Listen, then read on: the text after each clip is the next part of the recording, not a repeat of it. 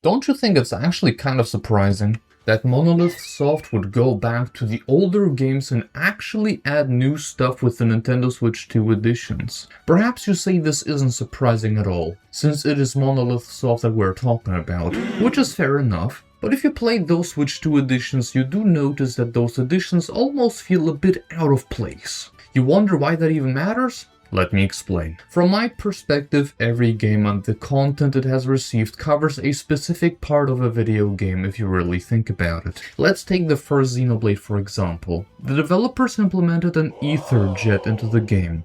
Of course, they also added Xenocard, but that's beside the point.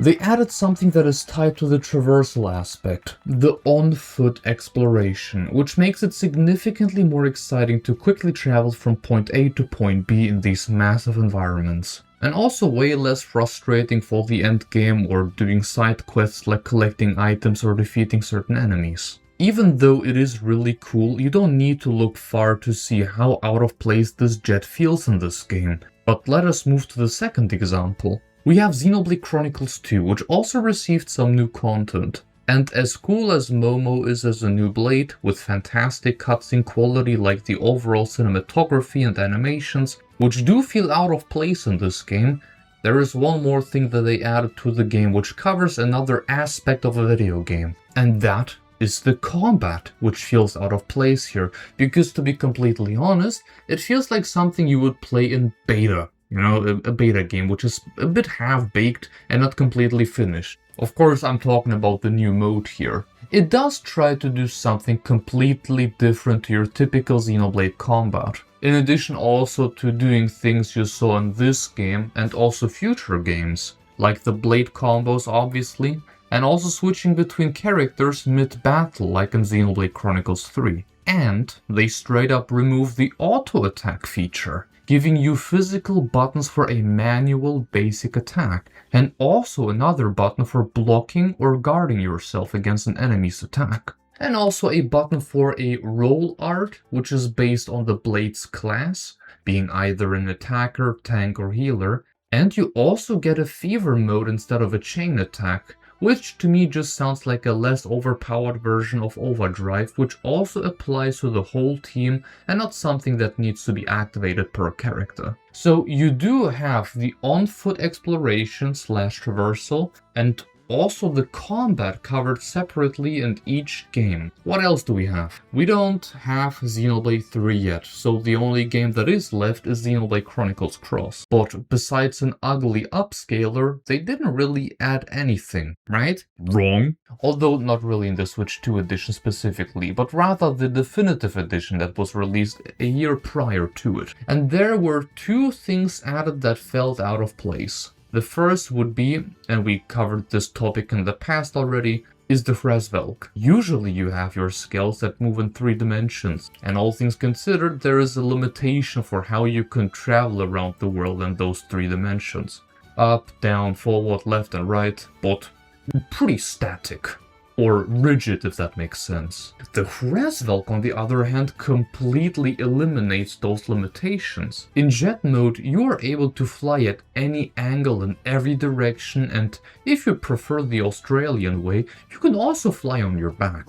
That implementation covers aerial traversal and exploration, so what would be the second edition? It may surprise you, just as much as it surprises me, but it's the story aspect. Setting up a new arc with the ancient humans, aka Samaarians, which arrived at the dawn of the universe, aka the genesis of this world, from another plane of existence, although this was covered in the base game already. Very likely thanks to the conduit which was shown in chapter 13, which also existed at the birth of the universe. It being tied to the ghost, since they reacted to the ancient humans tampering with the conduit, where they probably tried to erase the universe, or their universe, and they were very likely successful at that. This being also the main reason they probably traveled to the cross universe.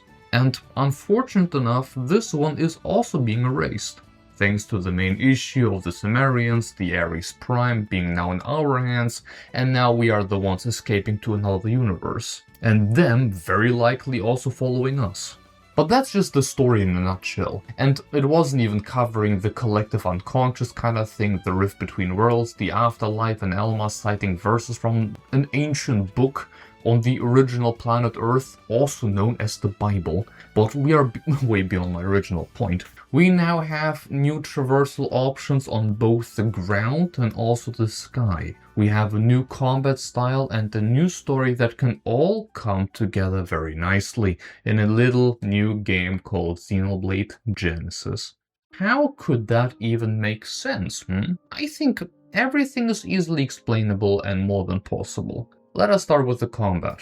Because, like it or not, and as uniquely Xenoblade as it is, I can also say from experience and lots of comments I have received on multiple videos in the past that one of the biggest reasons why people don't enjoy these games is because of the combat.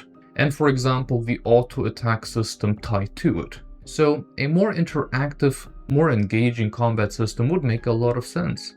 Blocking, attacking, all of it doesn't happen automatically anymore.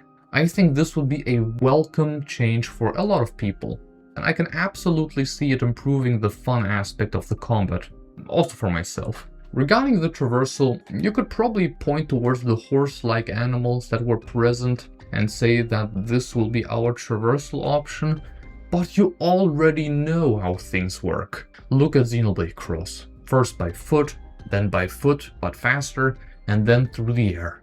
Heck, look at The Legend of Zelda. You traverse first by foot, then by horse, and then you receive the Master Cycle 0 to travel through the world with a motorcycle.